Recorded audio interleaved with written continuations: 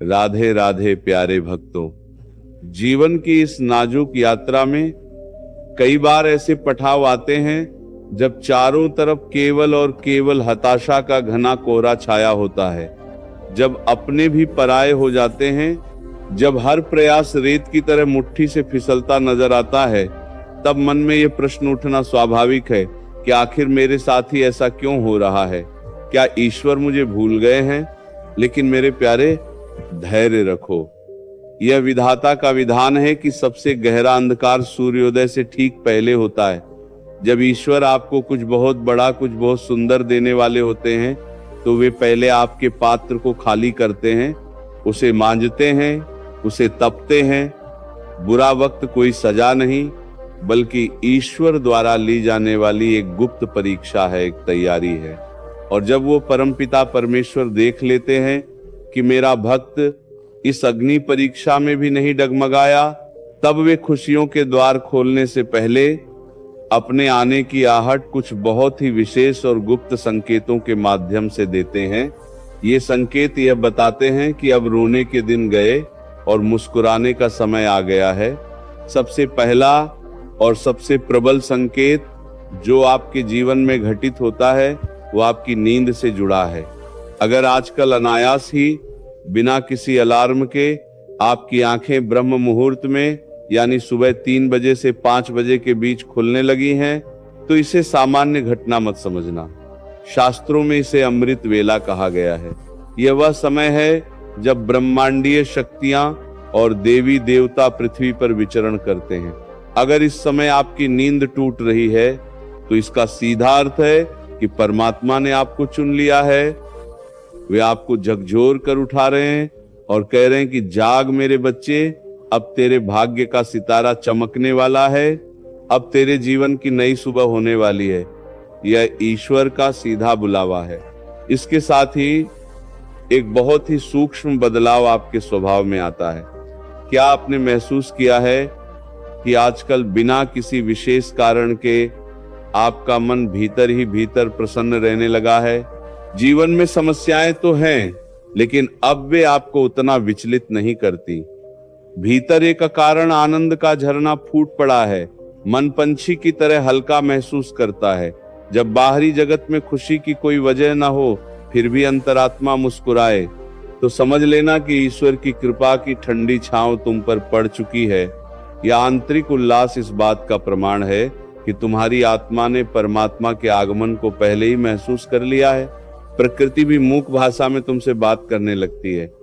यदि अचानक आपके घर के आंगन में, छत पर या बालकनी में रंग बिरंगे पक्षी आकर चहचहाने लगे, गौरैया शोर मचाने लगे या गौ माता बार बार आपके द्वार पर आकर रंभाने लगे, तो सावधान हो जाना।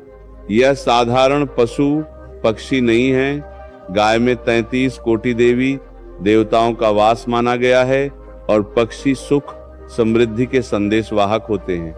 इनका आपके घर आना इस बात का सूचक है कि नकारात्मक ऊर्जा आपके घर से विदा ले रही है और साक्षात लक्ष्मी जी आपके द्वार पर दस्तक देने की तैयारी कर रही हैं।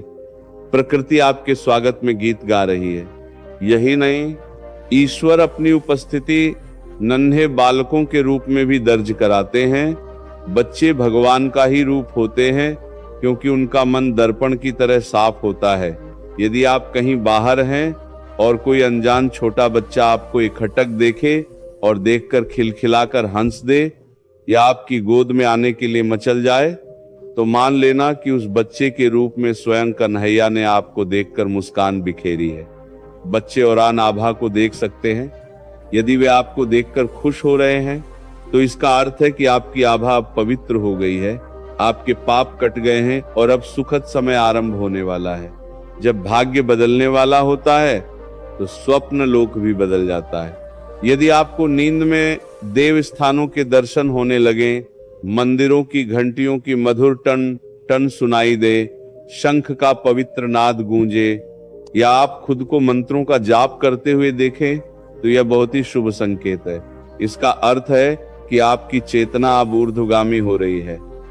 ईश्वर स्वप्न के माध्यम से आपको बता रहे हैं कि मैं तुम्हारे साथ हूं, मेरी सुरक्षा तुम्हारे साथ है।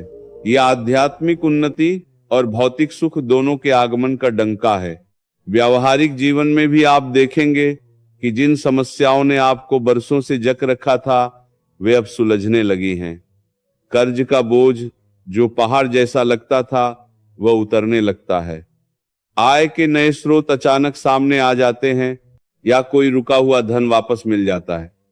संघर्ष का वह दौर जो कभी खत्म होता नहीं दिखता था, वह अब समाधान में बदलने लगता है।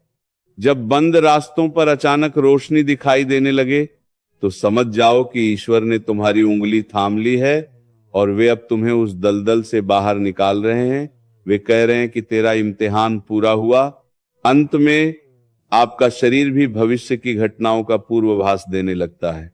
शकुन शास्त्र के अनुसार यदि पुरुषों के शरीर का दायां भाग और स्त्रियों के शरीर का बायां भाग फड़कने लगे, विशेषकर आंखें या भुजाएं, तो ये अत्यंत मंगलकारी माना जाता है।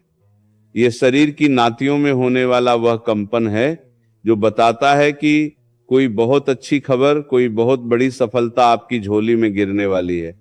अतः मेरे प्यारे सत्संगी भाई बहनों, यदि आपके जीवन में ये संकेत घटित हो रहे हैं, तो डरना मत, घबराना मत, बल्कि दोनों हाथ जोकर उस दीनानाथ का धन्यवाद करना।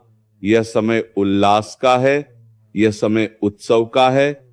विश्वास रखना, जिसने तुम्हें यहां तक पहुंचाया है वह आगे भी ले जाएगा।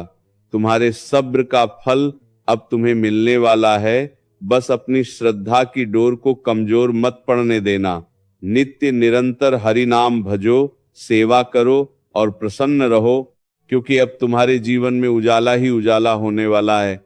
राधे राधे।